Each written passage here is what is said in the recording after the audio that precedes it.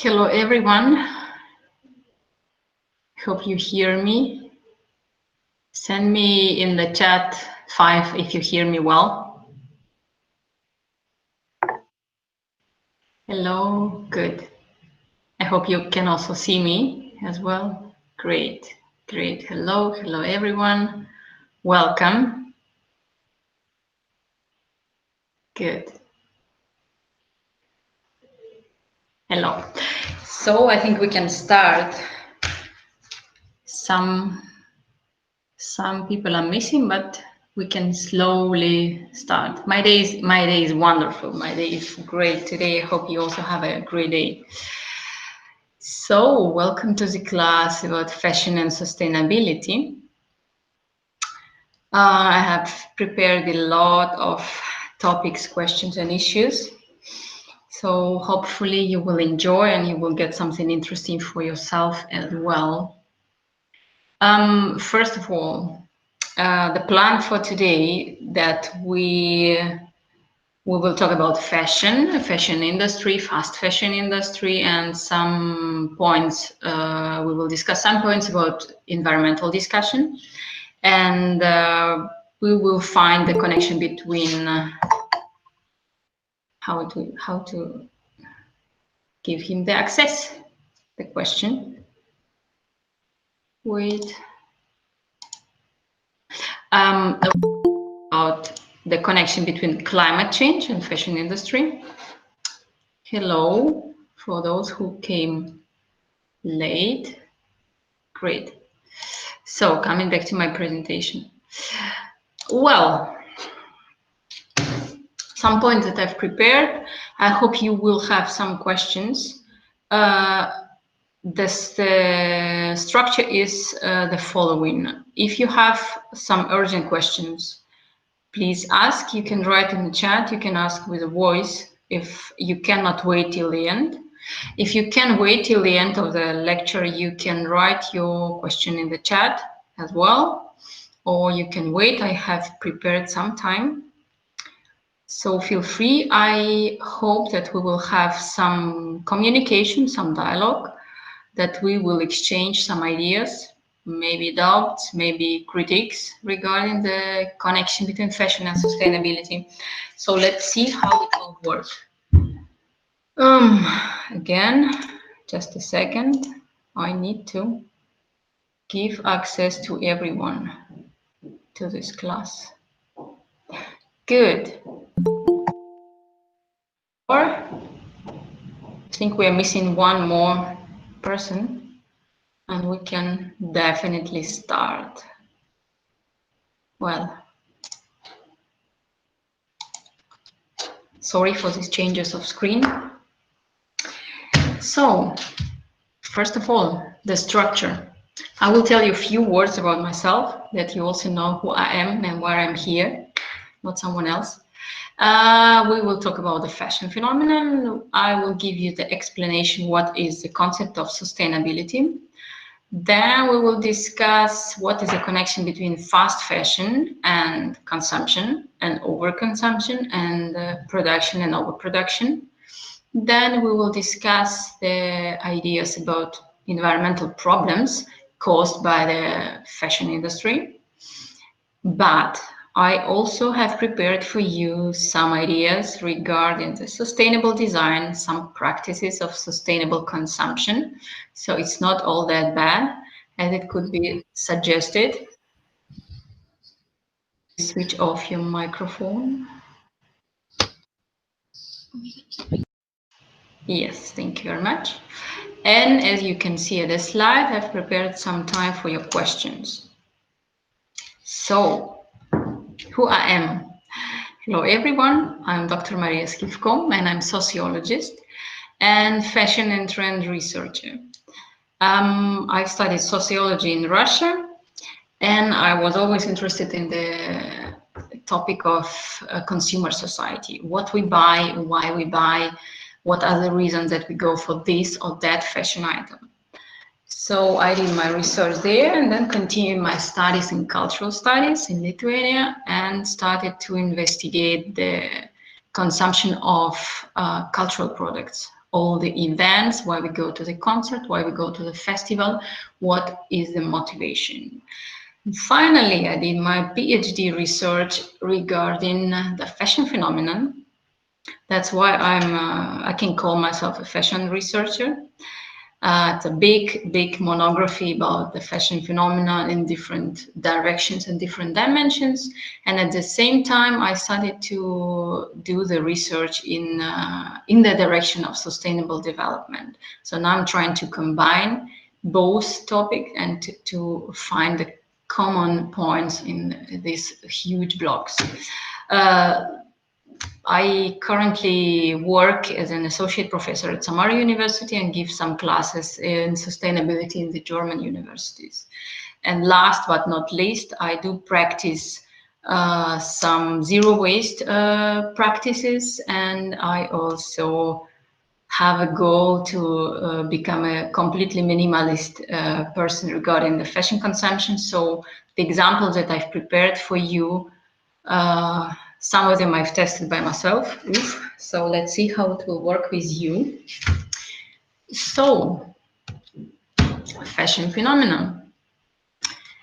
Well, we understand fashion on the one hand as clothing, everything what we wear, everything what we buy, accessories, shoes, hats, whatever we can buy. On the other side, fashion is an idea. What's fashionable today? It's not only about the clothes, it's also about what we do, how do we behave, some ideas regarding the lifestyle, the values, the preferences. That's why it's a big, huge phenomenon. And it's important to differentiate these two ideas regarding the clothing and material objects and those symbolic values, symbolic preferences that we also have in mind. Fashion phenomenon is about fashion production as well. Everything should be produced that we can consume it later on, right? We like to go for shopping, we like to buy new shoes, new t-shirts, something that makes our mood better, that we can enjoy, that we can present our identity, right? We can construct our image and present ourselves in different, well, dimensions.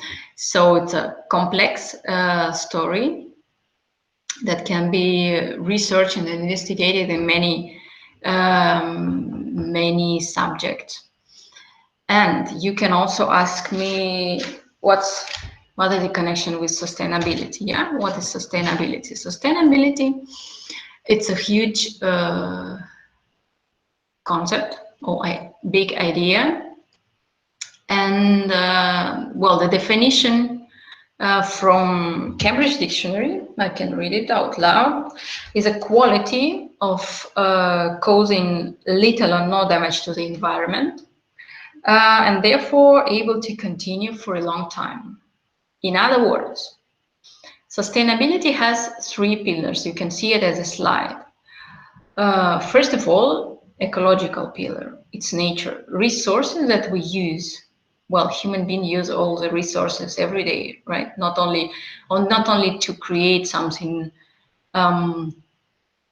for fashion items. Yeah, we need something to eat, we need something to drink, so we use natural resources. Another pillar, economic. Money, profits, everything has its own price. So it's connected, it can be converted. And this third pillar is about people.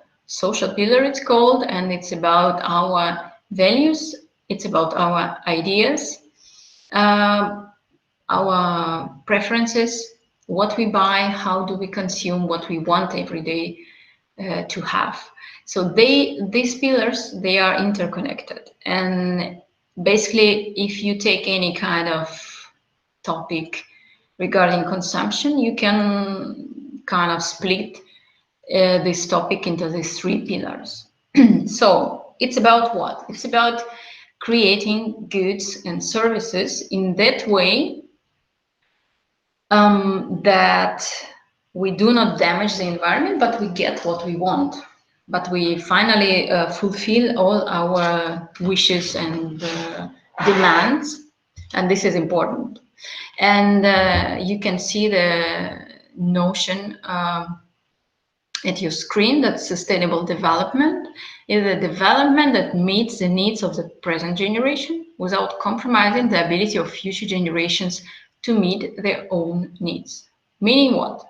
Meaning that we live our lives and enjoy and get what we want, and our, let's say, kids and grandkids will have the same resources and will be also able to fulfill their needs based on the use of natural resources.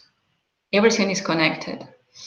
This idea was named in 1987, but during the whole 20th century, there were a lot of discussions slowly moving forward regarding the relation between human being and the nature, the environment.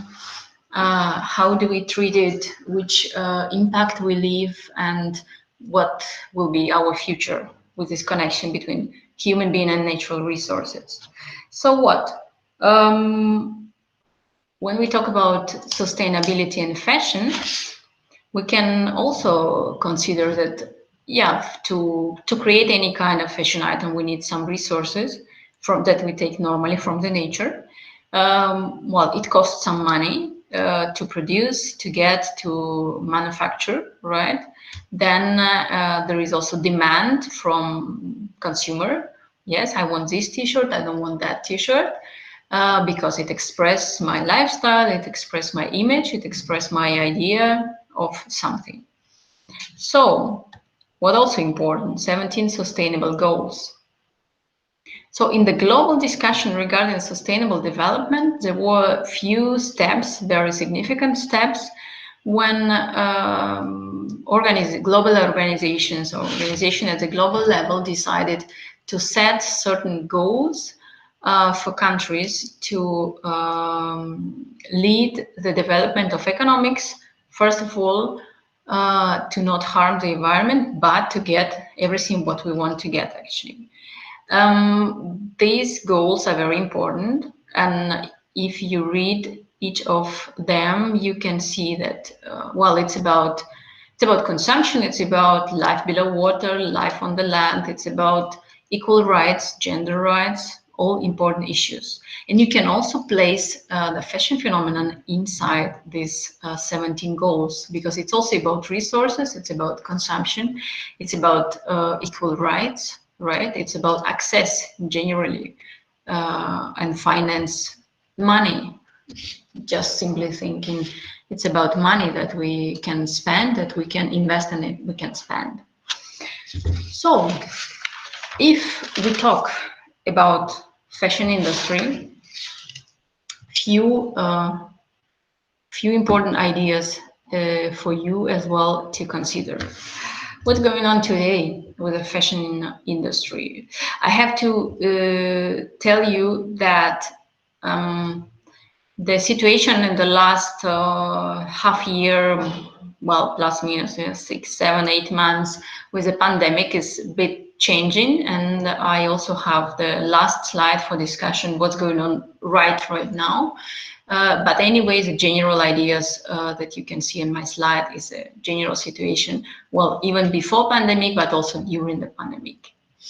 So first of all, we buy more as we used to buy 15 years ago. And if you see the numbers, 60% more. It's a lot. It's not just 20, it's not 30, it's kind of, it's a lot. We buy more. What does it mean? Probably we have enough money to go for shopping more often, or to buy more just for regular shopping. It's about welfare, it's about access. Probably we have a lot of offers that stimulate us to go for shopping. Also not bad, right? On the other side, we wear the wardrobe items 2 times less. Remember something that you bought recently. The quality is going really, really down, and it's also important issue that we wear clothes on the one hand just because we have so many options. We can go and buy new t-shirt instead of taking care about the old one, right? Or it's just like we have many of t-shirts, thousands of t-shirts that we can buy and use, so we just throw away, or we just forget about the t-shirt and wear it just once maybe. On the other hand, it's about quality, and the quality is going really down because, well, because it's produced like in such amounts. We will talk about it. And the problem that you can see this number, 235 million items thrown away every year. It's really a lot. Imagine, we buy more, it's produced more for us. We do not wear the items till the end, let's say, and then so many items going really just to the trash. Trash could be named landfill, could be just somewhere forgotten in your wardrobe, but we do not use it in a full amount. The question I see, trending fashion. Can we say to get into the trending fashion? Can you explain it, please? To which point is your question? And I'm going slowly to the next point. What's important? You know, on the one hand, this overproduction. On the other hand, it's this overconsumption that is going, I would say today, very automatically. Yeah, we just go to buy a new T-shirt. Doesn't matter. Doesn't cost too much, and we can afford it. Well, it's generally speaking, I do not say that everyone 100% do it, but the general trend, I would say, this is exactly the situation. And for you now, just a short, let's say, questionnaire, very short one, doesn't mean anything, but please write to the chat, how often do you buy clothes? Just write the number.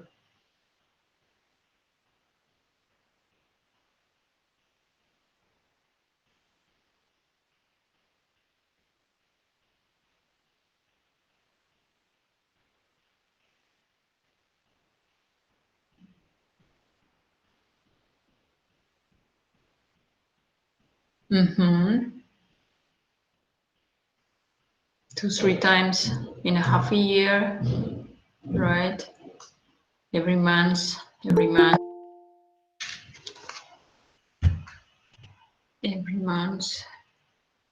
Yeah, someone wants to join. Ta-da. Yeah, more or less. I would say, oh, sorry, just a second. More or less, quite often, 2-3 times, right? More or less, yeah. Okay, someone 1-2 times a year. Of course, it depends on the needs. Depends. It all depends. This is my favorite answer to all of the questions. It all depends. Yeah, do we need special clothes or just regular? I just wanted to see, you know, just some kind of perspective. It doesn't mean anything. Doesn't mean that you are doing something wrong or you're doing something definitely good. Just to see what's going on. In your case, I would also say that I also do my shopping maybe between number 3 and 4, depending on my needs, right? Because it's anyway. But I would show you what could be done in a different way. But for you, I think I have another question, right? Please write me in the chat, how often do you throw away your clothes? This is also important. Again, just number. Never throw away. Yeah. Once. Uh-huh.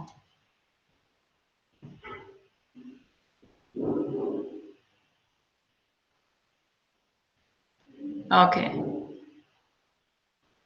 Never, never. Find a way to recycle. Yeah. Sometimes 4.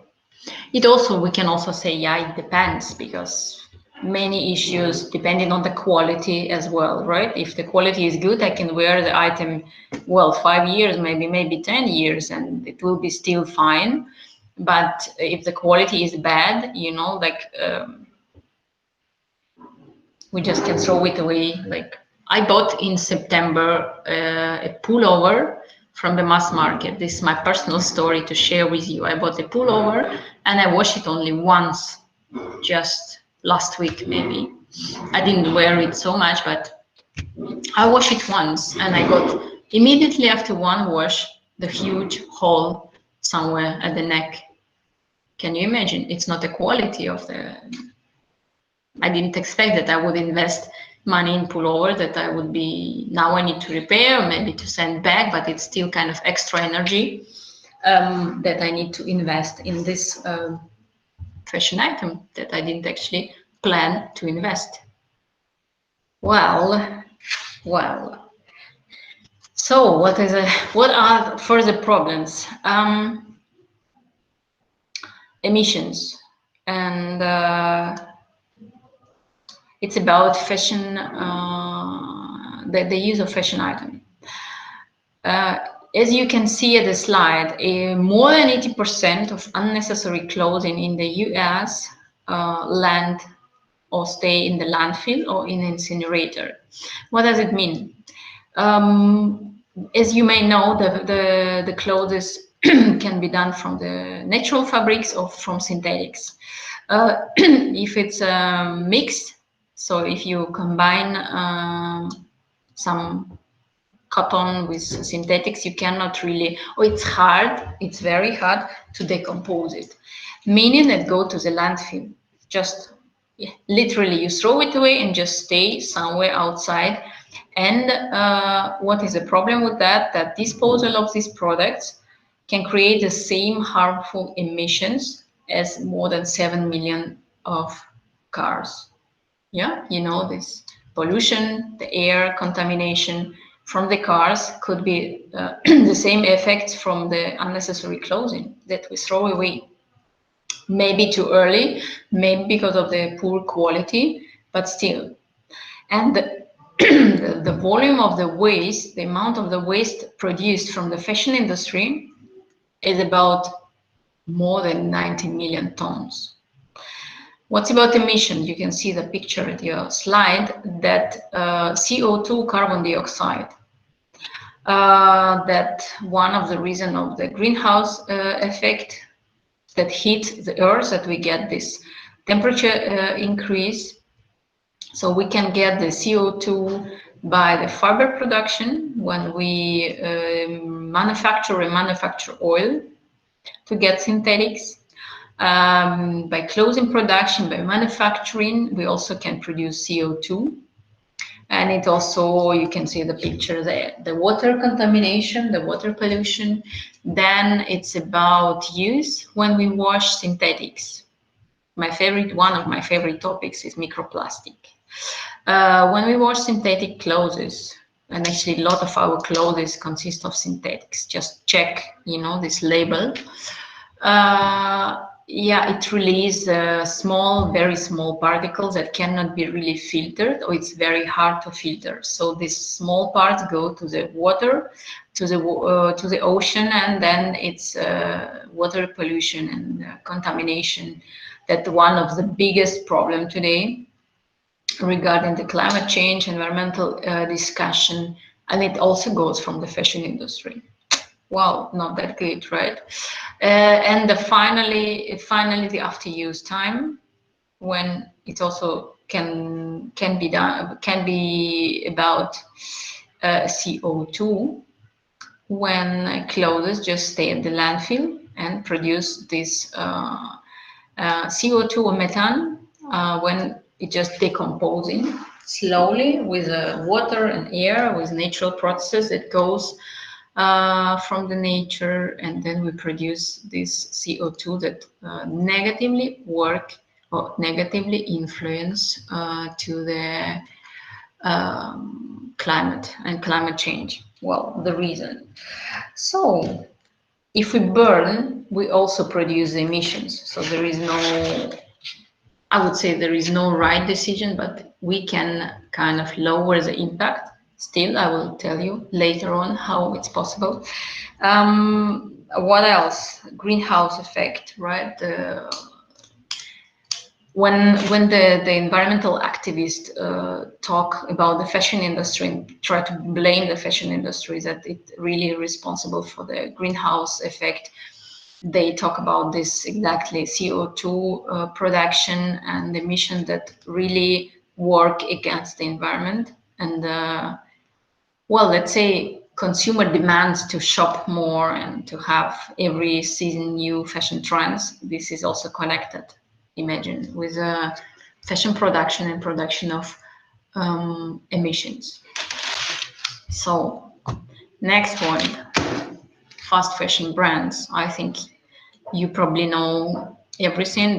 Those are just examples, but what they are attractive. Well, affordable price, sometimes very low, sometimes affordable, large assortment, right? You can go to Zara and find everything from sportwear to evening gown to working clothes, all the colors, all the styles, everything what you may need. They have all these sales, special offers, take 3 t-shirt, pay for 2. They are very attractive sometimes. I remember when Primark was opened in the city where I used to live, it was just disaster. I just saw everywhere people with huge paper bags full of clothes, and I was always asking, do they really wear? Do they know that they have so many clothes? Do they really wear them? I think this is exactly about overconsumption and overproduction. By the way, Zara produce every year 10,000 fashion items. 10,000 every year, and every second week they have a new collection. And basically all mass market brands, they do more or less the same. Well, maybe not in that amount, but they do more or less in the same direction, producing as much as possible, showing you new trends, new fashion items that kind of motivate consumers to buy more and more and more. But what we have bad quality. Yeah, as I said, it's just bad quality, because if you need to produce more, yeah, you need to do it faster. When you do it faster, you do not follow the normal, let's say, pace, normal process. You do not follow this process of production. You need to just hurry up, right? Then you use probably much more chemicals, because it helps you to produce faster, to dye faster. Yeah, you need to grow cotton faster than you need to use chemicals. It's easy. And then you, as a consumer, you get the worst quality. Remember, when you enter this kind of mass market store, there is a smell always, the kind of not really good smell when you enter the store. This is about dyeing. because they use a lot of chemicals to dye the fabric faster. And these chemicals, they smell, and then you enter the store and you feel this kind of not a good smell, not a nice something. It's really chemicals. And for those who like black color, this is the most complicated to dye. So they use much more chemicals as to dye in any kind of whatever, blue, red, yellow. Think twice when you go next for your favorite black t-shirt or black jeans. Well, the period of use as well going really shorter. It's very sad, but well, normally, for example, when you buy jeans, it's supposed that you would wear it 11 months. Kind of the period of use of jeans. It's also not that much, right? You buy jeans, if you go for the good pair of jeans, probably you expect that you would wear it maybe, I don't know, a couple of years. I bought mine last time, and after 5 months, they lost their shape completely. Just another size, well, I had to just give it to someone because it was not my size at all, unfortunately. And it's also about the consumption of water and energy resources that's used to produce faster, to produce in a big amount, and still do not work for us and do not work for the environment. Don't get frightened and scared. There are solutions. I will show you. I think I have another question for you, right? Which fashion brands do you prefer to buy? Please write me in a chat. Also, can be number, can be in words. Just something that refers. Maybe it could be 2 numbers if you go for this or that.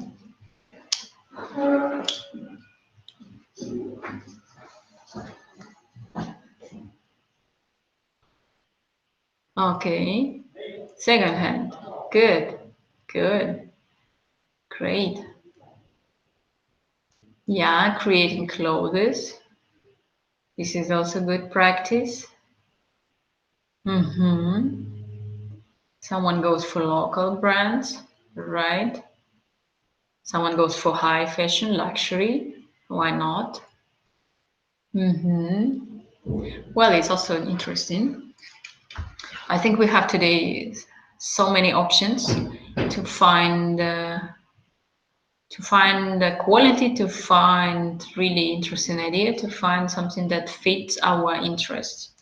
I was exploring during the first wave of quarantine, the local brands. I was also surprised that there is such a variety of offers that I couldn't even imagine before. Okay, thank you very much. Another question, just maybe someone knows. What do you think? Which place fashion industry has regarding the environmental pollution? Can someone write me in the chat? Any ideas? Maybe someone knows.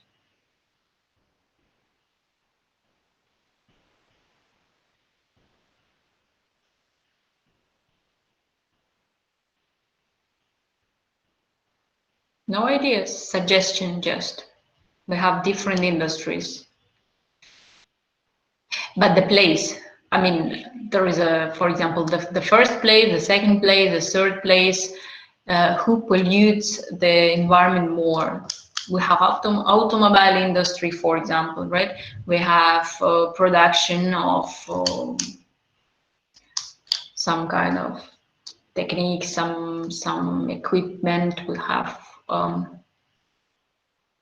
whatever could be. Any ideas? Where is fashion located? Which place? Which I need the number.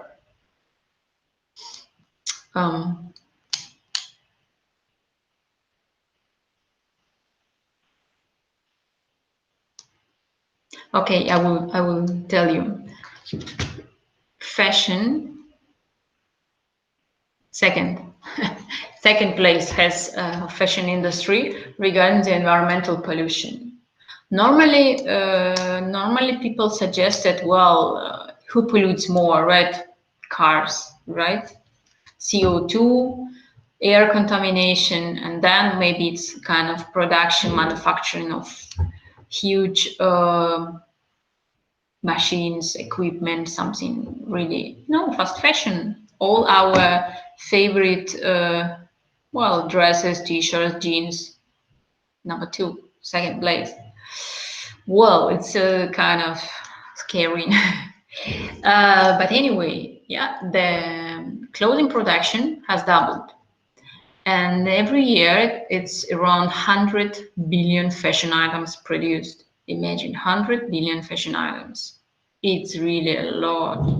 Yeah, do we need them? This is a question. Do we really need all those clothes? On the other hand, yeah, we cannot blame fast fashion, just blame it is, because 75 million people work there. They have their job, they have money, and then they can, well, at least get something from that. However, 80% of these women, the rights are not much protected, and the majority of workers cannot negotiate their working conditions. So the situation inside the fashion industry is not that good, because imagine if you need to produce more and more and faster, then you need a lot of people, you need a lot of resources, but these people also have to work fast, right? To do all this, the steps of these processes, and it's kind of, it's a big issue. And to work in those conditions, you really need to find those people who, well, have no other options to work somewhere else, but they would go for any kind of job. And what's important, fashion revolution movement. Probably you've heard about it, maybe you know, maybe you participated.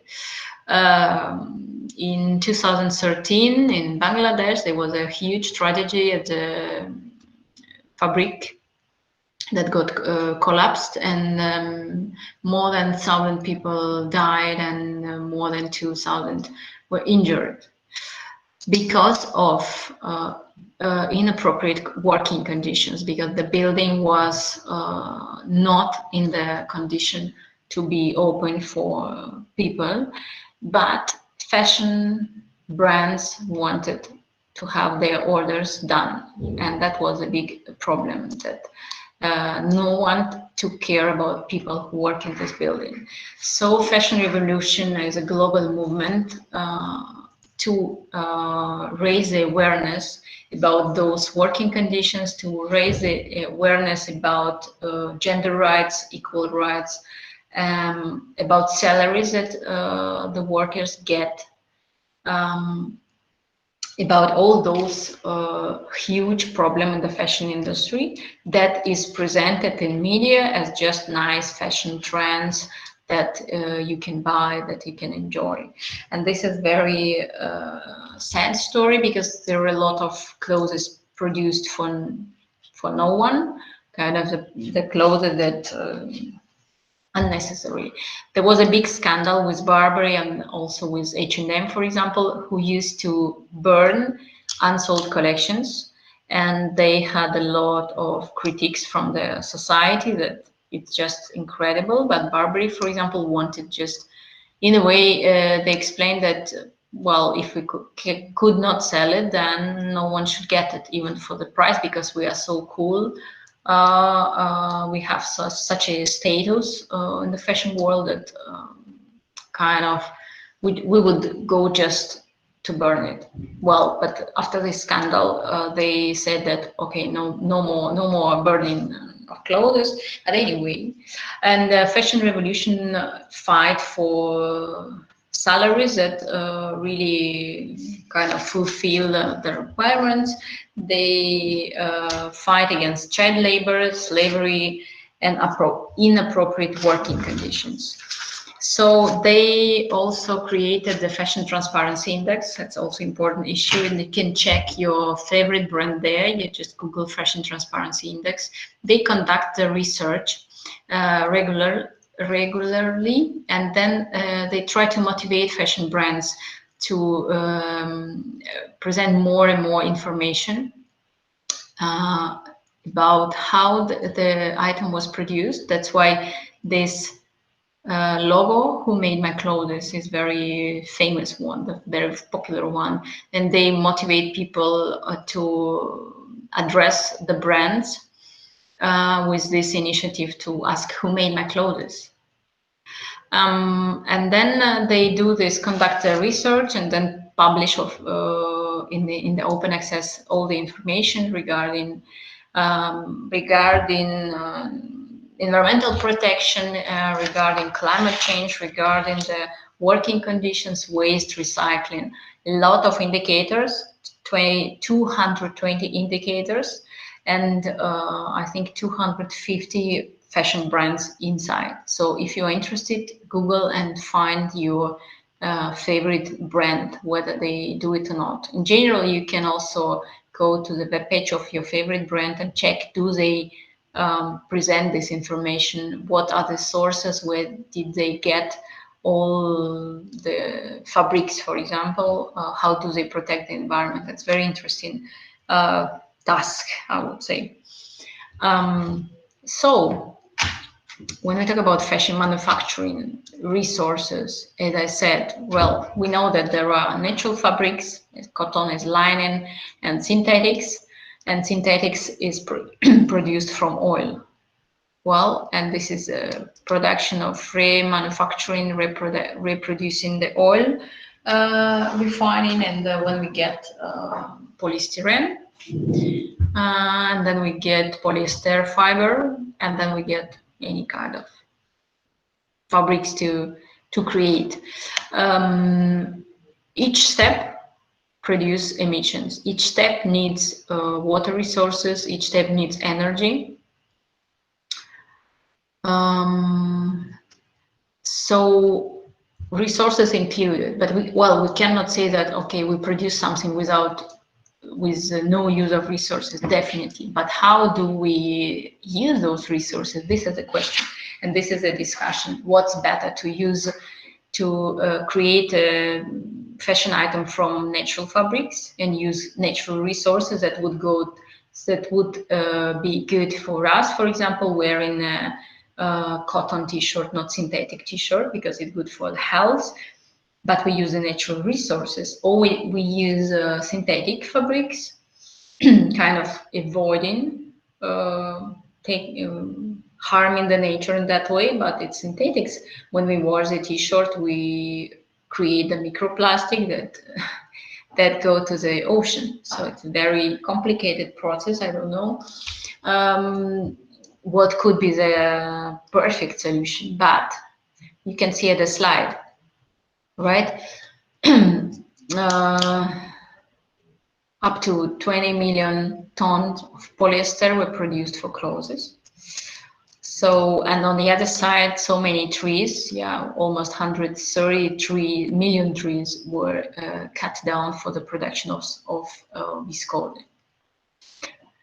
Still, we use the natural resources in a different ways, and the question again, do we need so many clothes, and how we can treat the nature better?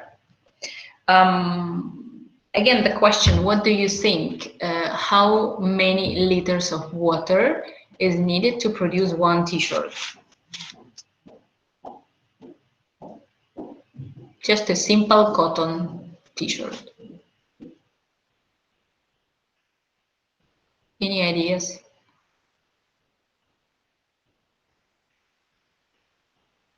3 liters. 3,000.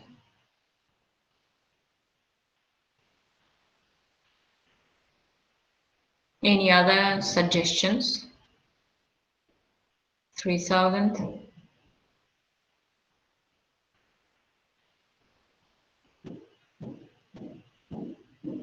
10. Well,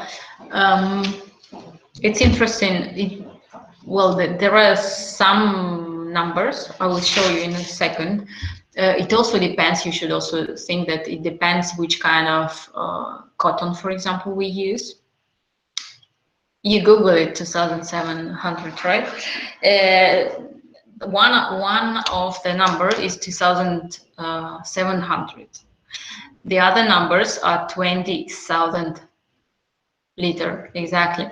20,000 liters. This is one of the statistics, because statistic is also different depending on how do you produce. Is it just normal cotton? Is it organic cotton? How do you dye the fabric? Is it natural coloring, or is it again with chemicals?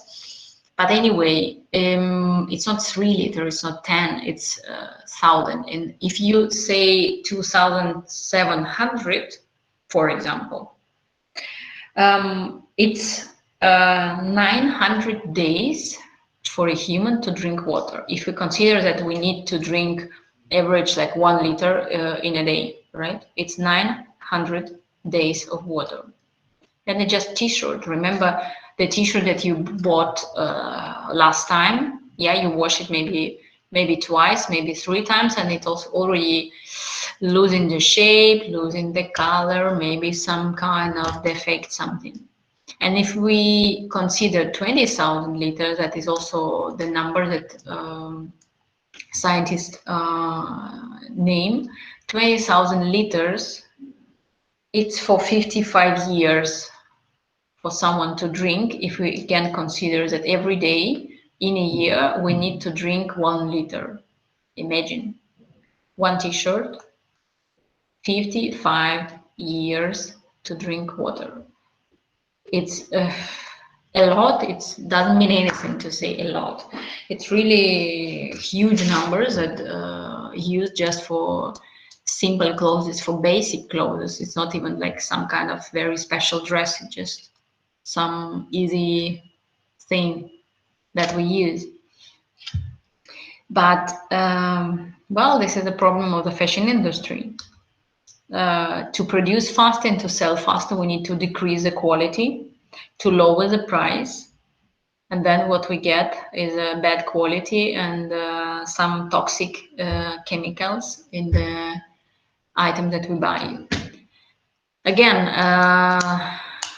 what a fashion revolution movement also fight for.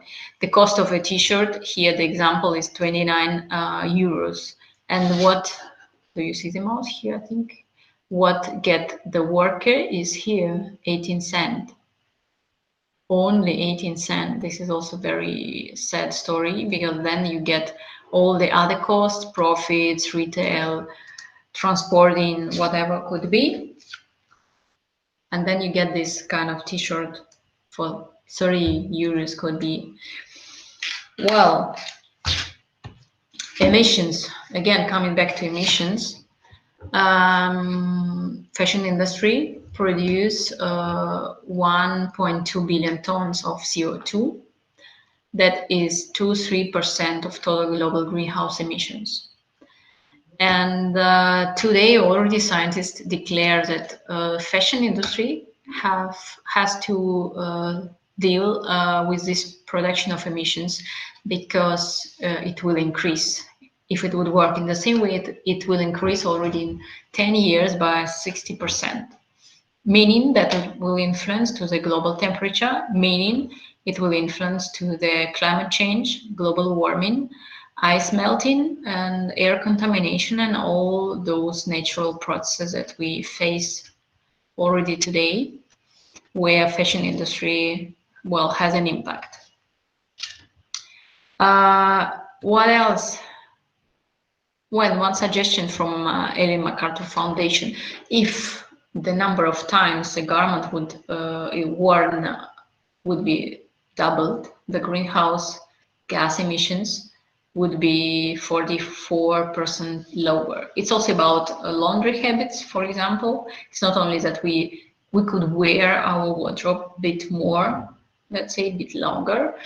We could change our laundry habits, not washing there is one movement saying that you can wash your clothes not that often. Doesn't mean that you should not wash it at all or should wash it just in the very extreme cases. No, definitely not.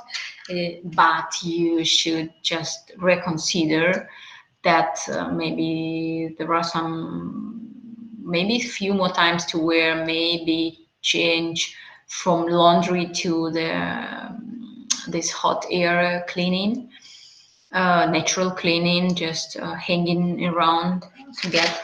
And this is a process that if you need to get this t-shirt done, you need to grow the cotton faster. Then you use pesticide, then you use any kind of chemicals to prevent that any kind of insects eat your cotton at the field. Then you need to manufacture it faster. Then you need to dye it again faster. Then you use chemicals to make it in the time that you plan to make it. Then you need to deliver it. It's also about transportation, because as you may know, a lot of fabrics from mass market are located in Indonesia, right, in Cambodia, Bangladesh, and then it's delivered from those countries worldwide. So many transportation footprint, so many transportation costs as well. Pollution. One more thing about the fashion industry. Water pollution, right? You see these colorful pictures. This is water contamination from the fabrics. That from all these manufacturing processes, everything goes to the water that we drink, basically. Microplastics, as I said. Soil pollution. Here I can tell you 24% of insecticides and 11% of pesticides goes to the production of cotton. So normally we consider cotton as a natural fabric, that it should be kind of more healthy as synthetics, but imagine that by growing cotton, it's used so many pesticides and insecticides that it cannot be named super healthy, I would say, unfortunately. And if you consider that 40% of fashion items is of cotton, how many pesticides you have in your wardrobe? Well, leftovers, definitely, but it's still this issue. Bad good news from microplastics. There is something good in this story. Not everything is so sad. In France, at the legislative level, there is a suggestion that will be realized, I think, from January 2025, that in new washing machine, there will be a certain specific filter to stop these synthetic clothes from polluting the waterway. So as I said, microplastic is a small particle that you cannot filter. It's like even smaller than the rice. And normally it's very hard to find it, to kind of separate it from all other trash. But in France, they want to install these filters in the washing machine. And that is not just a consumer offer. It goes in the anti-waste law for circular economy and goes at the legislative level. So it's really a great step, I would say, because, well, if few more countries at least would support these initiatives, that would work very good for everyone, not only for France, but France are the first one. Good for them, good for them. At least they want something good for environment. Well, in retail, as I said already, they want to attract attention by the price, by collections, but they still have low quality. But they have these fashion influencers, trendsetters that define what will be done, what goes to the next season, how we should wear this or this fashion item. I see the question in the chat, how does industry predict the color for the next season? Well, there are trendsetters. There are those people who work with trends, who really analyze and check what's going on in the world. So it's not just kind of coming from the idea, okay, next season yellow or next season pink. They analyze what people wear, how people wear right now, like in this season, let's say. They collect the information, pictures, they observe this street style fashion that's also bring very big impact on the fashion industry and creation, the trends. And then they kind of form basic ideas what will go to the next season, what will go to the next year as a trendy color. The Pantone Institute that works also for predictions of fashion trends and fashion colors. First of all, color they name it, and they declare every year what will be the next trend that we will go for, and go to the shop searching for exactly this on that, blue or yellow or green. So guys, I think we deserve a short break for 5 minutes, because I need to drink some water, and you can also breathe in, breathe out. Just 5 minutes, don't go too far away from the computer. 5 minutes, and we come back with sustainable solutions.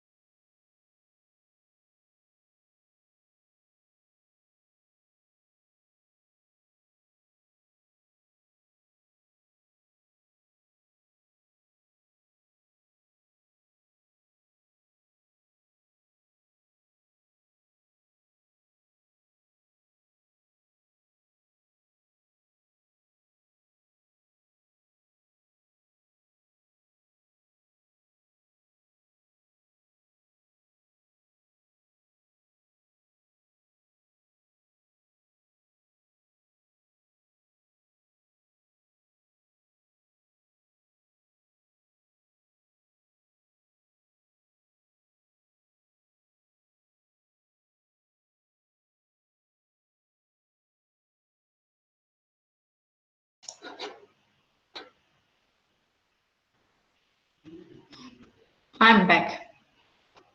Hello, hello. So, I hope you're also back.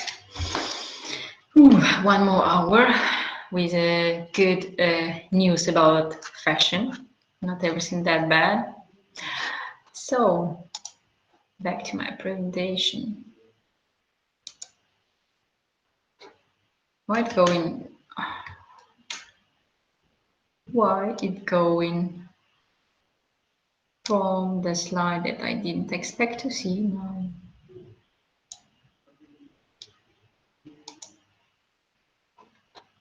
Retail. No. Kid. Almost here, right? Hop. So, sustainable fashion. What is it about? It's about innovations, definitely. It's not the usual way to produce, to create, to think about fashion, not the usual way to use fabrics. Just something new, something different, but it should be stable and sustainable, right? Remember about the resources, remember about the way how we produce. It's about responsible resources. We do not just take, we do care where we take will be something growing after us. It's about saving energy and water, or at least it's about energy efficiency and water use. It's about practices to extend the period of use, to reuse and recycle. What gonna happen with a t-shirt after the use? This is a question. So there is a task to produce something of a high quality, of a good quality, with affordable price. That's always harder, I would say, more complicated, because you need to invest more, and normally it doesn't cost cheap normally, and that it will last long, or that you wash it not once and get a hole, but you will use it for a long time. And it's also about being multifunctional normally, to use it in a different ways, or maybe to make it much more creative. So sustainable fashion, there are different names, or at least few names, that are connected: eco fashion, slow fashion, ethical fashion, and sustainable fashion. Someone knows the difference?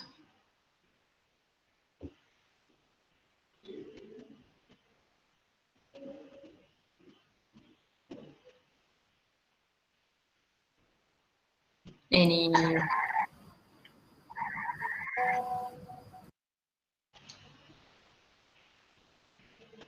Does someone want to tell me something or not?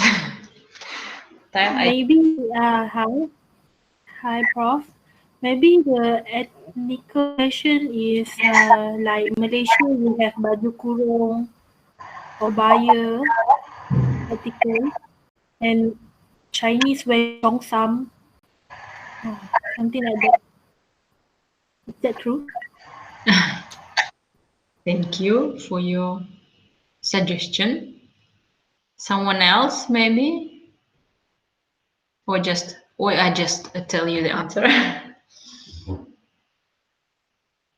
No? Well, they all talk about more or less the same idea, right? It's something new, innovative, and regard that in working in a positive way regarding the environment. But when we talk about eco fashion, it's mostly about natural resources. Which sources we take? How do we treat? Do we use, or in this way, no use of chemicals, no use of pesticides? So this is about nature. When we talk about ethical fashion, it's more about people. It's about equal rights. It's about proper working conditions. It's about, let's say, transparency. Remember Fashion Transparency Index. This is about ethical fashion. It's also about ethical approach, how to produce, how to treat. Um, Sustainable fashion is, would say, the common idea that try to keep in balance these three pillars of sustainability, ecological, economic, and social. And slow fashion, it's a part of movement. Maybe you know slow food movement, slow fashion.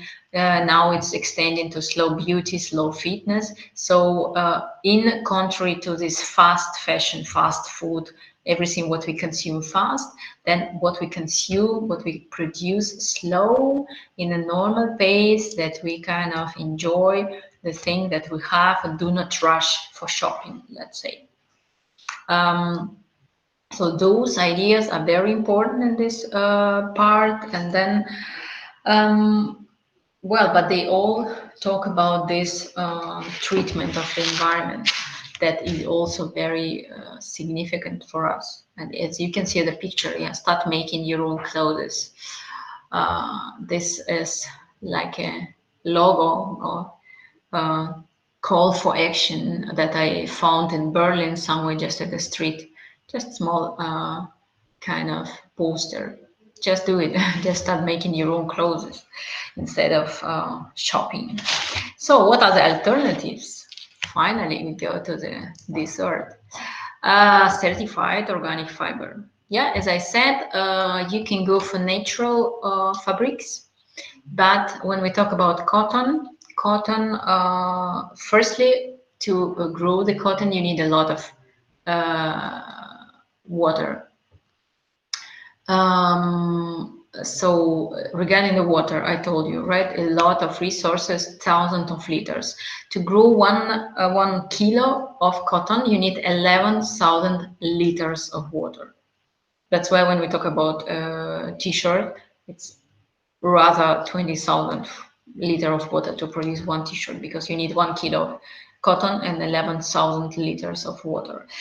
Cotton is in the top 3 of genetically modified corn. It's also not really good news. Anyway, yeah, we wear cotton t-shirts, whatever, pullovers, dress, and it's kind of very common and normal for us. But we can go for certified organic fiber, like organic cotton. It's without toxins, it's not genetically modified, it's organically grown, but it's expensive and it takes a lot of water as well. So I would say there is no perfect solution. There is no something like to say, wow, go for this only, and that would be your option. No, but when you have the information, when you understand that, okay, here are advantages and disadvantages, and there are advantages and disadvantages, you have the freedom to choose, right? So you can go for certified fabrics, and here, for example, some certificates, very common certificates. And by the way, mass market started also to produce extra collections with organic cotton. For example, all those H&M, for example, they have already, I think, since several years, the line that is called conscious H&M conscious, I think, that they use the organic cotton. It's good, let's say, for H&M clients, customers. Well, you can see those labels as well. So first of all, Global Organic Textile Standard. I'm not sure that you see the mouse that I show you. No, not here. The first one. No, I think it doesn't work. Global Organic Textile Standard. This is the most, I would say, most famous one. Meaning what? Meaning that they control the environmental impact and the level of pesticides. So if the fiber consists of minimum of 70% of organic fiber, it can be called organic.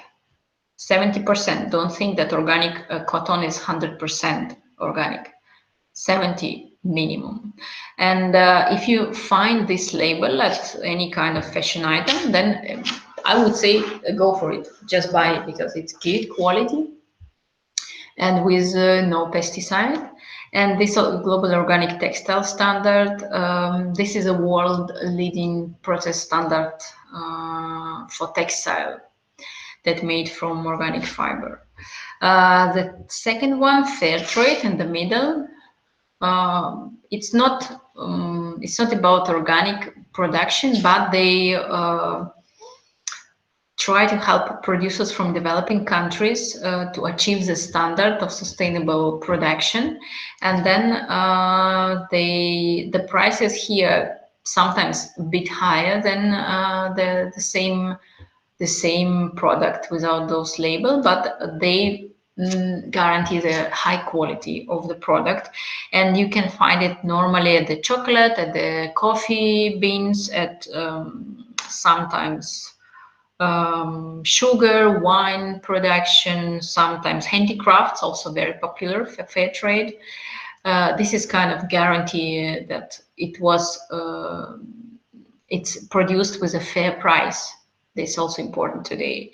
Next one, confidence in textiles. Again, if you see this label, just take it, grab, and go to the cashier, because it's about, again, the quality and no pesticides. So it's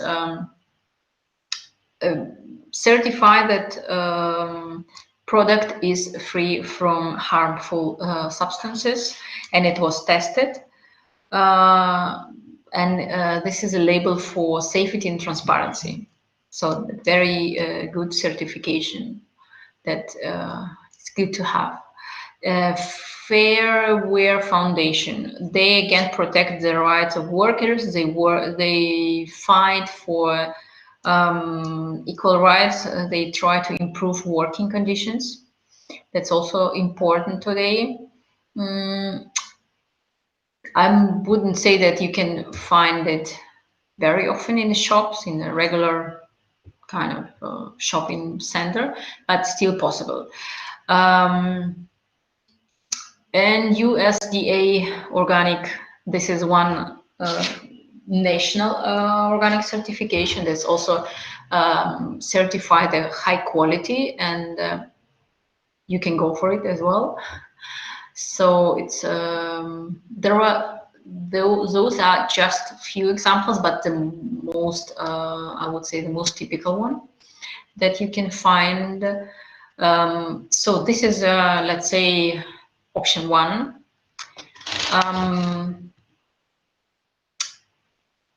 What's about fruits? Food fiber. I'm wondering whether you know such ideas, or maybe someone used something like that. So as I said, sustainable fashion, it's about innovations and creativity, first of all. So you do not go for typical sources, you create something new, or you go for something that actually you do not consider as a, for example, fabric for your t-shirt. But Piñatex is from ananas leather, it's called. So this is a protected label for the leather made from ananas. You can see the picture. Well, actually looking not that bad. And already many, even mass market brands started to use this ananas, pineapple. Sorry, ananas, I think it's another language, right? Pineapple leather to create some accessories, for example, some bags, shoes, I think. If I'm right, then even in H&M, they use already Piñatex and orange fiber. Orange fiber, you can consider it's from orange peel. Again, they create some kind of material to use and to, well, produce these kind of creations. Yeah, pineapple. Yeah, different names. So, so pineapple, orange, apple fiber. Why not? I think in Berlin, there is one brand that's also today very kind of popular among Berlin. Well, not only from guys from Berlin. Uh, Very nice, chic bags from this kind of apple fiber. And actually, the great idea of this creation that you do not use in leather as we used to use it, and then you create something innovative. You create something sustainable in a way that you use different resources, not traditional one, not conventional one. Bloom foam, well, it's not fruit, but I included this picture inside. It's about algae, right? This green thing that flow in the water, under the water. And those shoes made from this bloom foam, it's called. It's also, let's say, type of fabrics or textile that used in different production in different brands. And then why not? I'm wondering. I think I would go for apple fiber, maybe, or Pinatex, to have something like a bag, maybe. It's very interesting to test. And I know some people who already tested and bought some kind of these items. I think this is a new level of fashion consumption, that you do not go for traditional sources, but you try something new and try not just something, but you go for sustainable solutions. It's interesting. What else could be here to create from not traditional sources? Coffee. Coffee, I think today is a favorite one because they create these guys. I think it's also from Berlin, the brand, not too footwear. They create this coffee leather. Can you call it like that? Leather. I know also one guy who created from this coffee leftovers cups. Why not? We all like people who drink coffee. They always have these leftovers to do what?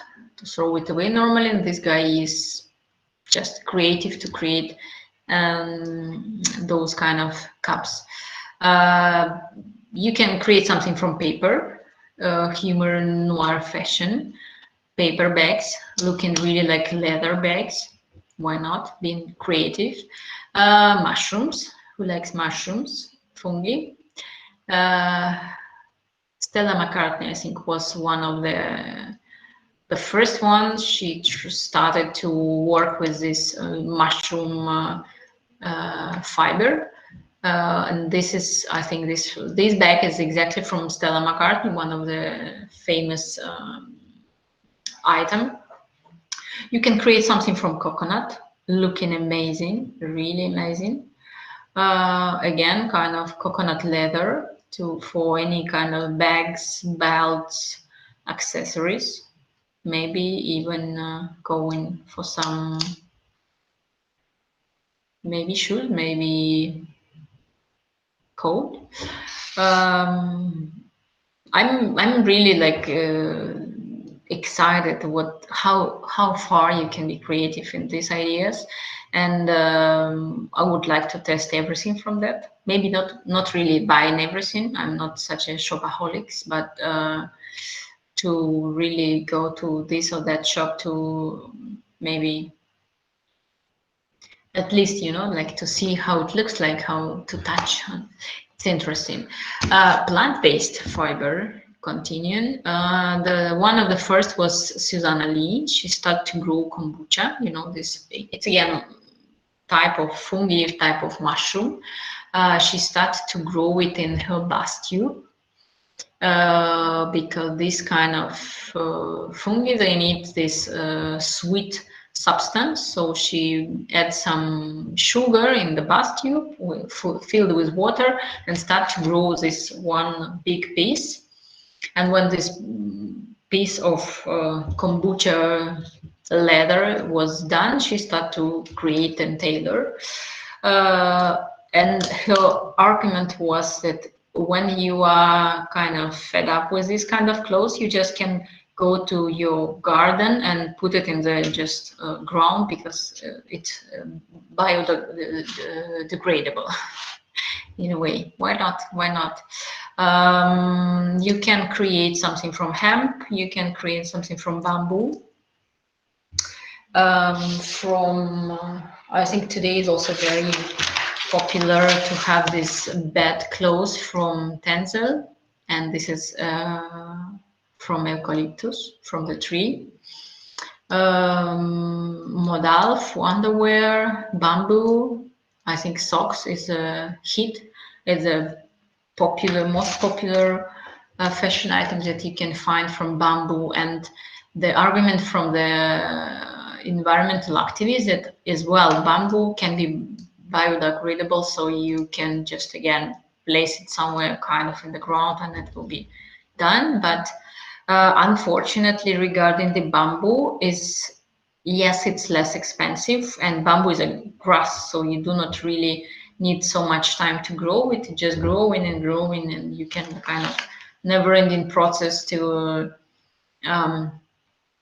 get the new raw material. But by growing bamboo, people use a lot of pesticides and fertilizers, unfortunately. So you also get this thing. And to certify, like to get the certificate for organic bamboo, it's a very complicated process. There are not that much procedures, official procedures to control it. But anyway, bamboo is like one of the sustainable alternatives. What else? Plastic based. From plastic, we can also create something interesting, right? Adidas was the first, and Nike repeated them to create the sneakers from ocean plastics. And they had this huge program to clean the ocean from the plastics, and from those nets that they got from the ocean, they start to create this kind of sneakers. They do not cost. They are not cheap at all, not at all. But in a way, when we talk about sustainable fashion, well, it's sustainable resource. Yeah, they do not create something. They do not take new materials. They use the net. Econil as well, the material for mostly sport clothes, for swimming suit, from the plastic and recycled nylon. And bottle mesh, bee mesh as well, it's called. It's also from the plastic bottles. And one of the brands is Veja, that produce, again, sneakers, sport shoes. So this is vegan leather example. What else? Levi's use organic cotton, recycled jeans. They use a lot, and then they have campaigns to exchange, for example, your old jeans and to get some discount for the new one, or you can just buy a special offer for the recycled jeans. Stella McCartney, one of those pioneers to promote sustainable and ethical fashion production. She also uses organic cotton, recycled polyester, recycled cashmere.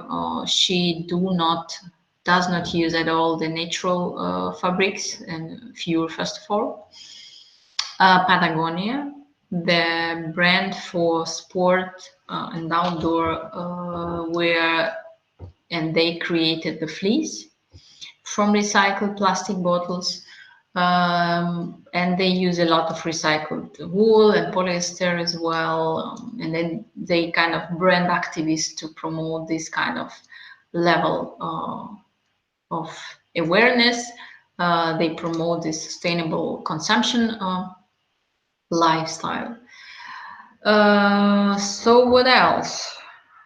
I'm wondering, uh, for which alternative would you go if you would have chance right now, for example, to test fiber, fruit-based, plant-based, plastic-based, or maybe organic certified?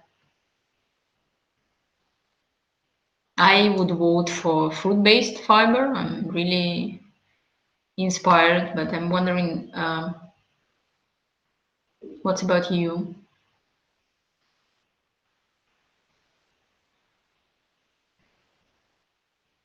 Plant-based,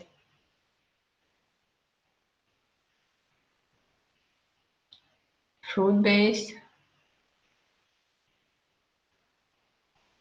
cotton.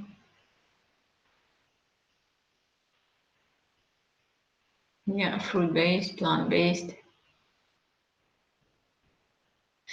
Yeah, it's good that we have options. I mean, it's not yet in every shopping mall, right?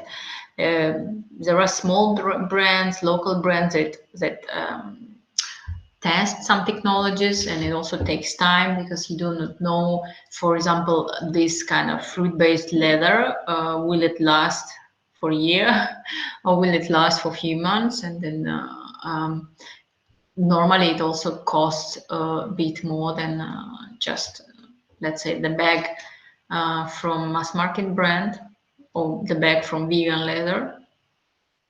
So it's also a very um, interesting process, which for which argument we would go by going for this kind of sustainable shopping. Uh, what else I have for you? Some sustainable. You see, there was a question and I did one. Okay, the next slide for some sustainable fashion practices. So we know now what what's available at the market and what we can do actually, if we would have options, and we know what are advantages and disadvantages of those and that fabrics, more or less. Some fashion practices for you, for us, for everyone. Capsule wardrobe, right? When we have certain fixed number of fashion items that we mix and match and use for the entire year. Well, depending on the climate, right? If you live in the climate that you have very strict seasons, and it's summer, it's very hot, and in winter is very cold, it's complicated to say, yeah, you just need this kind of 20 items for the whole year. No, probably you need more, but anyway, you can create your capsule wardrobe for seasons, at least, more or less.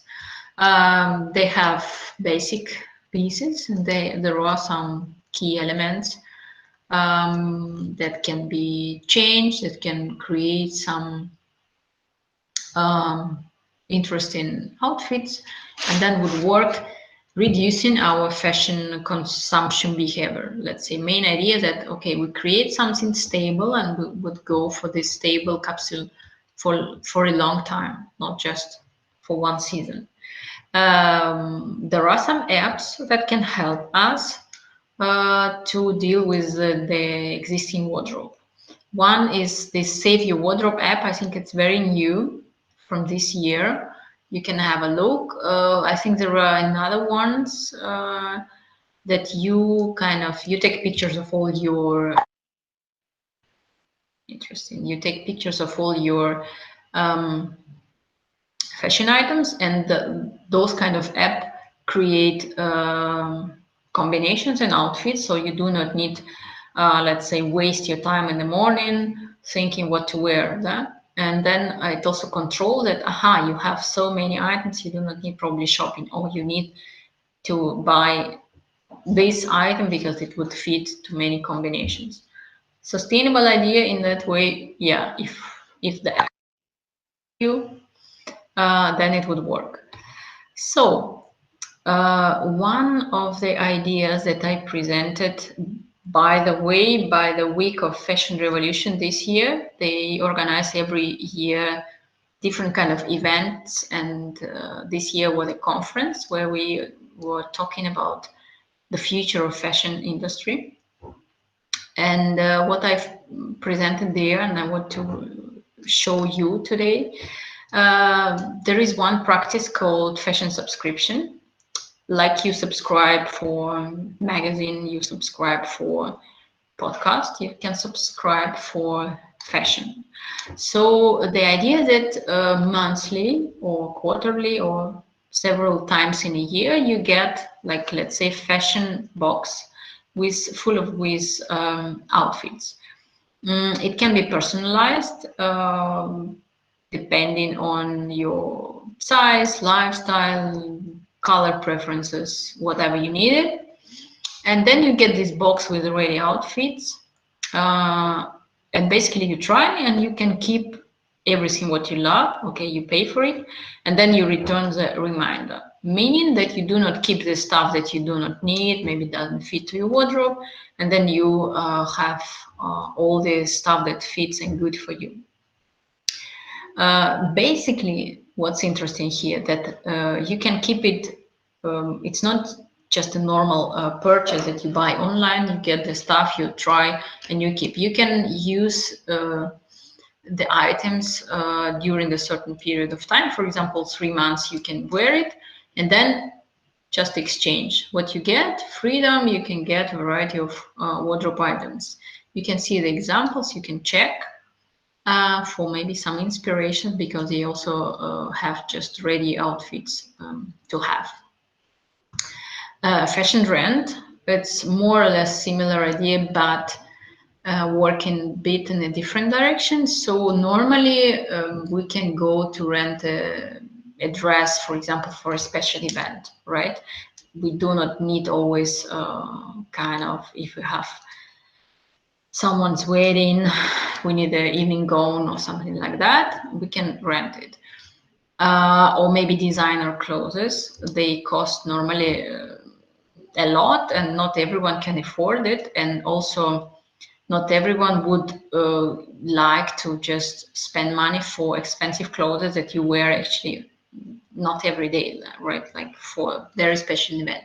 So fashion rent is an idea that you can rent basically even everyday clothing. You can create your wardrobe exactly from all these fashion rentals things. They have different plans, how you pay for how many items. Idea that you have this freedom, your wardrobe is flexible, you have kind of nice outfits. The footprint smaller, so all these ideas about emissions is smaller because you do not buy as much as possible. Yeah, you just rent, wear for a certain period, and then buy less, wear more. I think it's very kind of smart idea to have it. Digital fashion, also very trendy, but those who are like Instagram lovers, zero impact because you do not use production, manufacturing, transportation, retail. You do not need a shop for that, the physical place. You create something digital. You can have alternative outfits for social media to create nice Instagram content.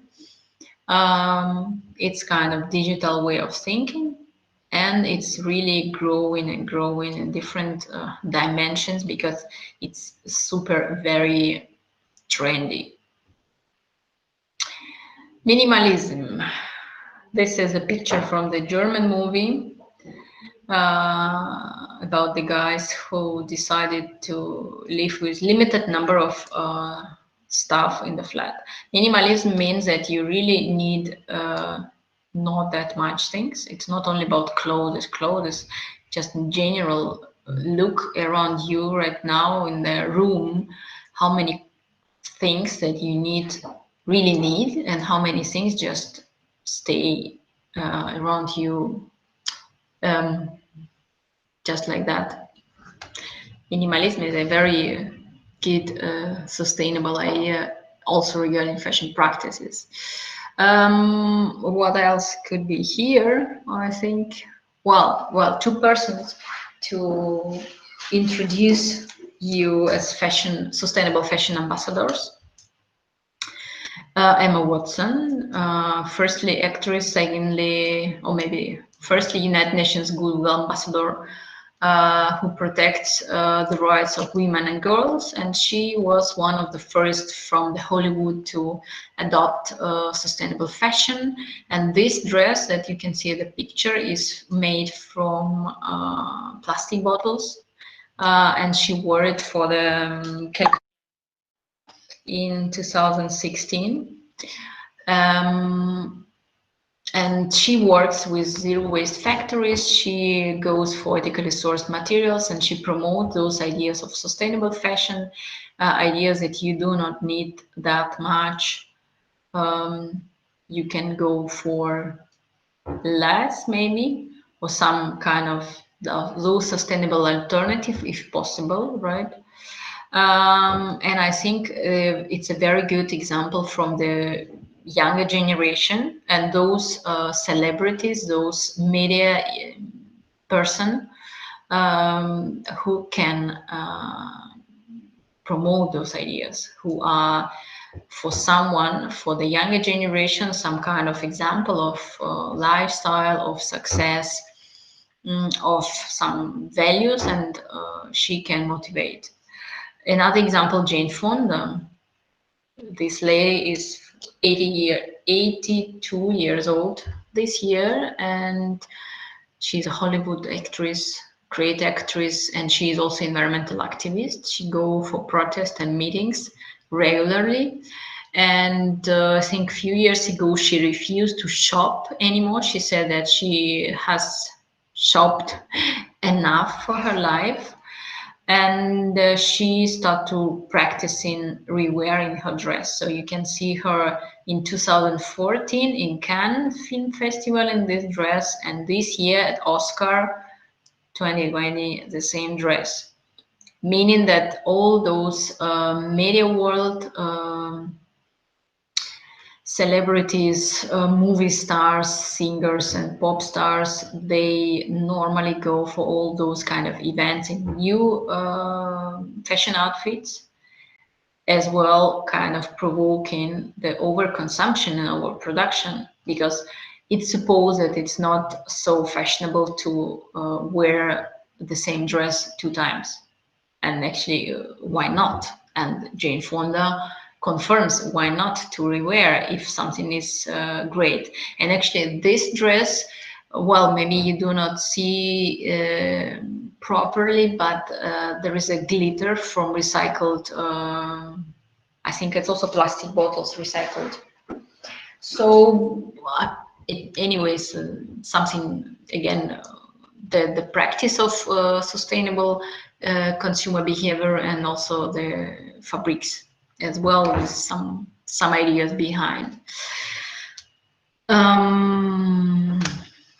COVID rethinking, and we are close to our discussion because I already saw some questions. The situation of this year, of course, it's unexpected, it's different, it's difficult and complicated for the fashion industry as well. First of all, as you may know, that orders are made in advance. So in the time when everyone went to the distant work and quarantine, textile orders were down by more than 40%. And many fashion brands did not want to pay for the orders they'd made because they didn't want, because, well, someone didn't have profits, others knew that people wouldn't go for shopping, at least in the same amount as before, because if you stay at home, you don't need much clothes, and if you stay at home, probably you have another interest as just go for extended shopping. And there was a big scandals with those big fashion brands, mass market brands, as H&M as well, C&A, Primark, Topshop. After the global discussion, some of them declare that okay, they will pay the orders, or they will pay partly the orders, or they will kind of negotiate. But imagine what I said in the beginning, that 75 million people involved in the fashion production industry. So when the orders were cancelled, those people couldn't get the salary, and they already get not that much. So that was a huge collapse in the fashion industry. And for the fashion brands as well, for consumers, well, we know it was hard. Moreover, many factories failed to follow the guidelines and restrictions regarding the health and safety, because they had to work anyway. For those who whose orders were paid, they had to work. So there was a very hard and tough situation, what to do and how to deal with those kind of issues. Regarding consumers, again, when you stay at home, you do not need go for shopping. You have less reasons to just go out, go for any kind of event, because, well, you just stay at home.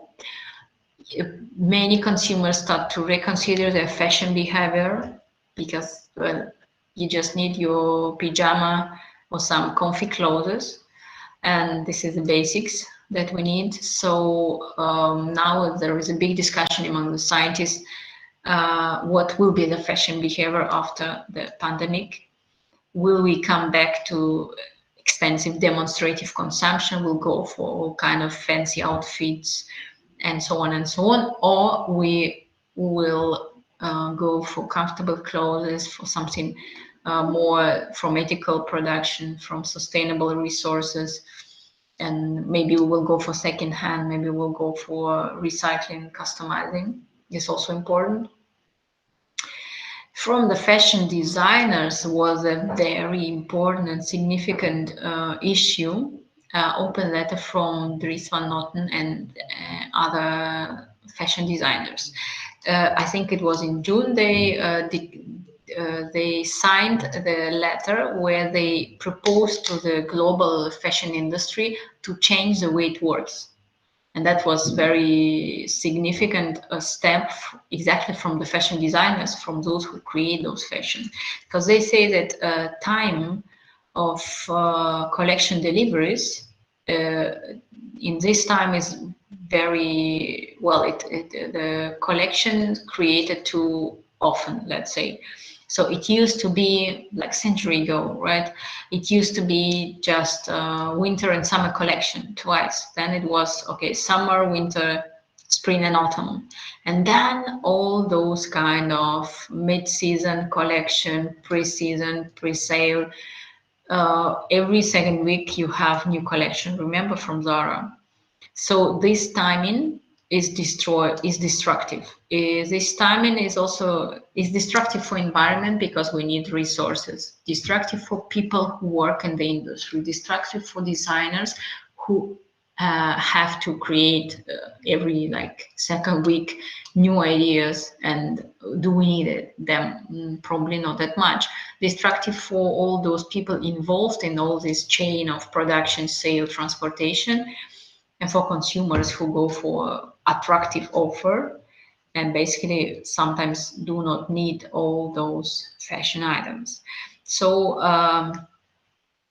these fashion designers suggested to come back to the roots, to come back to those kind of season collections that used to exist, and just do not rush, do not harm, and do not push designers to produce more and more and more. And second idea was about discount and sales and all those kind of attractive offers. Yeah, buy 3 t-shirt, pay for two when fashion brands really promote overconsumption that is also unnecessary. And they those designers suggested to do not go for cheap prices so much. Doesn't mean that they wanted just to sell it for only high price, but really to create a system that would control pricing system worldwide. This is an important issue. I wanted to answer the question, but I need to think to go for the chat. How can I come back to the chat? I don't know.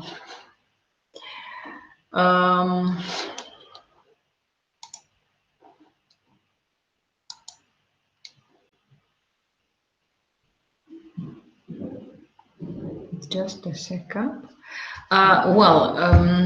The question, if you have more questions, please write it down, because this is the time to discuss, to share your ideas, maybe. Mam требовать какая-то помощь? Нет, у меня еще идет лекция. У меня лекция идет. Хорошо. Нет, просто не So, one question. By having this pandemic, is it the fast fashion market is shifting to slow fashion? You know, this is a good question, because on the one hand, probably they would switch, because this is one of the directions to go. But I'm not sure that the fast fashion kind of would give up so easy. They still produce, they still promote those kind of special offers in a way that buy more and more and more. I think slow fashion still exists as some kind of extra movement that is maybe kind of crossing by the fast fashion industry, but still exists as an independent idea. Another question: are there any disadvantages for clothes that are less in chemical use? Will it last longer? Well, it's another story, right? Well, less chemicals is good anyway. This is what we need, because we remember, maybe you met this example that you buy some kind of clothes and then you have the colors from the clothes on your skin with this bad quality and these chemicals that we use for dyeing the fabrics, and then all this dyeing and chemicals stay at your skin. I had a few times this kind of issues. I was actually scared what's going on, what happened with me. But it's better for, let's say, for private use to go for, well, maybe organic certified would be not a bad idea. Regarding lasting longer, I'm not sure that someone can really tell you who would, which one would last longer, because it's the way how it's produced and manufactured as well. So you can take the same cotton and organic cotton and manufacture it in the same way. Maybe they would both last longer, but one would be full of chemicals and another would be less with chemicals, let's say. But sometimes I had a case, I think last year, I told my students that, well, you can go and buy jeans from recycled bottles, I think, from recycled plastics. And then one student came to me after a few months and said, well, you told us that, well, this is a sustainable alternative. I bought jeans from recycled plastic, and after washing it, the quality went really down somewhere. No one can really promise you, and this is this is a disadvantage of let's say innovative fashion production, because designers and all those creative people still have to test a lot of things to know what will last longer, what will work better, and so on.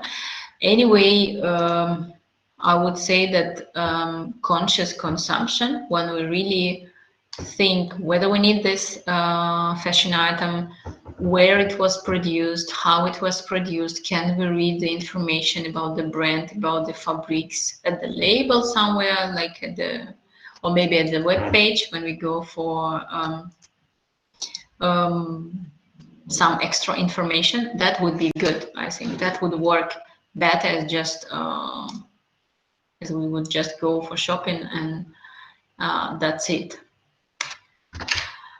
Well, guys, questions,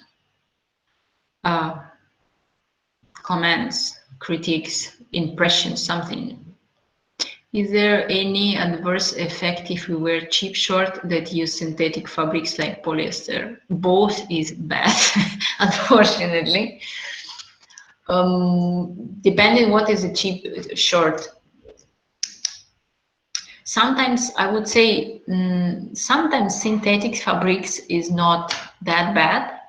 For example, sport clothes, good brands that have, for example, those Econil, as I showed you, that use good fabrics, even synthetic fabrics, why not? And then you go for sport clothes, for those kind of sustainable brands, is not that bad, right? That okay, if you do sports, if you just buy clothes and just keep it in your wardrobe, doesn't matter, would it be cheap shirt, expensive shirt, polyester t-shirt or whatever. Cheap shirt, as I said, if you go to something like Primark or New Yorker, you enter the store, you feel those kind of smell, then you try the fabrics. Sometimes you need to touch the fashion item. It's already, you know, like this kind of feeling that it's not really nice to, with a connection to your skin. So being really, you know, it's not about being picky, but being really kind of having information and working with information and thinking where I go better. As for me, it's better to find a t-shirt that is from, for example, cotton, maybe organic cotton, maybe just a cotton, but of good quality, that you would wear it at least 1 year, well, better 2 years, 3 years. Then you just go for very cheap option that just like €2 something, $2, in a way that, okay, I wash it 2 times and I buy another one for t-shirt for $2. This is my perspective. Okay, some more. Do synthetic fabrics does any harm towards humans' health physically? Allergic, yes. Sometimes when it's itching, it's synthetics. It's this dyeing leftovers, it's pesticides sometimes. I mean, when I say that the cotton, for example, or synthetics, there are pesticides, the cotton, I do not mean that it's like, you know, like it's a huge amount that there is, but there are still leftovers. And imagine that how many fashion items do you have in your wardrobe, right? Probably not 10 and not 15, many. And when you wear always these kind of fabrics, it's bad. Normally it's allergic. Some people cannot wear these synthetics because the skin gets dry, gets irritated. So it also depends. But sometimes, as I said, if it's like bad quality cotton, you can also get allergy. You can get this kind of red spots as well. Some people get allergy by just having nose blocked because of the fabrics as well. I used to have it by wearing some kind of strange quality scarf and couldn't understand what's wrong with me. But then the doctor told me, yeah, check your clothes. Maybe it's just this kind of fabrics. Some more questions?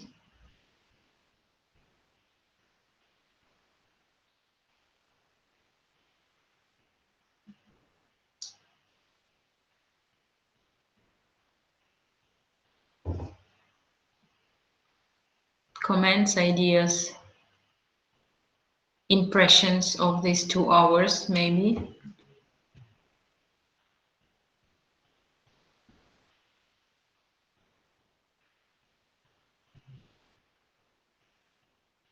Thank you.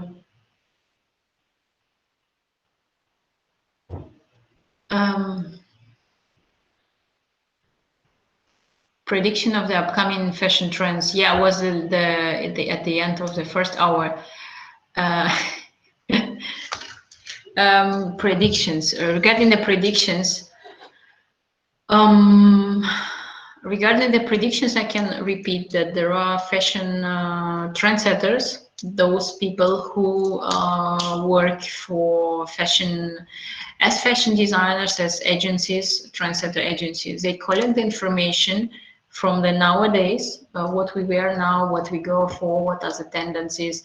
They collect information and then they prepare the kind of predictions for the next season based on it's not only about clothes, but for example, this topic, the topic of sustainability is a great discussion since many years, and I would say 2-3 years it's already, we say, like, you can hear it, you can find it everywhere. It's not only about fashion industry and fashion discussion. So it can be also based in those fashion trends, because people start to talk about environmental impact, people start to talk about climate change, about organic certification, or maybe like synthetic fiber. And then, okay, what is the trend for the future? Okay, create fruit fiber, fruit-based fiber for any kind of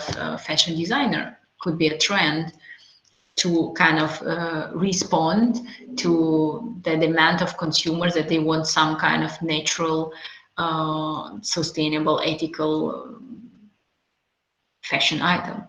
So how the trends are can be produced. Well, I actually, regarding the trend analysis and trend forecasting, I have the complete course here at the Samara University. If you will be interested to complete the course, I do give the class about fashion. It's not only about fashion, mostly trend analysis in the business, but it embraces a lot of areas. What else? The importance of thrifting clothes, right? That what was my goal, that you maybe reconsider your fashion habits. Maybe you will share some ideas with someone, with your friends, neighbors. Maybe you will start to demonstrate someone that there are different types of fashion behavior. Is it applies to color and patterns trends as well? I would say that colors and patterns, yeah, involved in this prediction system, because it's all connected. I mean, as I said, every year the Pantone Institute declares the color of the year.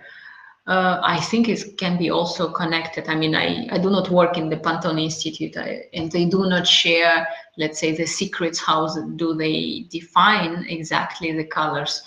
But anyway, you know, again, regarding the sustainable discussion, kind of green is considered as a natural color, the color that you go for kind of natural resources, you vote for environmental protection. So the color can be connected to the those ideas in the global discussion, in the global environment. Of course, we have different details and small issues regarding trends and how trends can be interpreted. So the details can be changing also geographically, right? Is it Europe? Is it US? Is it Asia? Is it Russia? Trends are slowly moving from one place to another place, getting some local specific as well. But we have some general changes. And the pandemic, for example, showed exactly that all this fancy, glamorous fashion is not trendy anymore because we do not need high heels if we stay at home, right? I mean, we still can wear it, right? But it's not the first thing that you would go to buy, for example. You would go rather for comfortable, good quality, simple stuff, basics. So, some more questions? Thank you. Thank you. Okay, good. Guys, my last slide was for you just as an inspiration. Vivian Westwood, fashion designer, said, buy less, choose well, and make it last. And this is my, let's say, message to you as well. And here is my contact if you will have some more questions, if you will need some maybe more information, something to share with me, ask. You will receive from me the list of additional sources and some questions, kind of to briefly testing you, not that complicated, don't worry. And if you will need, if I can be useful for you in some direction of fashion and sustainability, feel free to write me and message me. Thank you very much. It was a pleasure to spend 2 hours with you, and see you someone soon. Have a nice evening.